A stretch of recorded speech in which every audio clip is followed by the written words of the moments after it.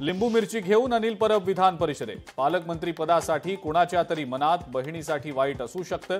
रायगडमध्ये अघोरी प्रकार सुरू। अनिल परब यांचा गोगावलेंवर निशाणा। विरोधकांना केवळ राजकारण करायचंय। चूक असेल तर शेतकऱ्यांची 1000 वेळेला माफी मागेन। शेतकऱ्यांवरील वक्तव्यावर बबनराव लोणीकर यांचं स्पष्टीकरण।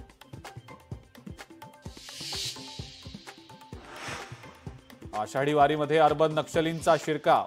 शिवसेनेच्या आमदार मनीषा कायंदे यांचा मोठा आरोप। कायंदेंच्या दाव्याची चौकशी करू। एकनाथ शिंदेंची प्रतिक्रिया।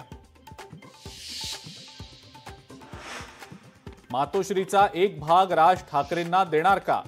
खासदार नारायण राणेंचा उद्धव ठाकरेंना खोचक सवाल।